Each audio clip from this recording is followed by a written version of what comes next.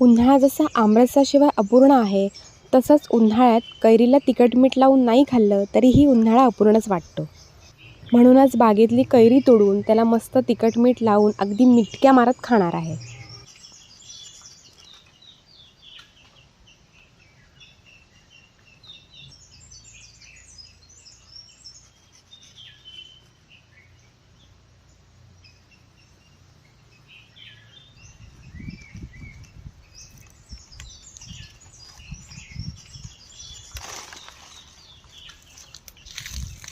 ही आमच्या बागेतली कैरी आणली आहे आणि आता मी त्याला कापणार, मीठ मसाला लावून मस्त खाणार आहे.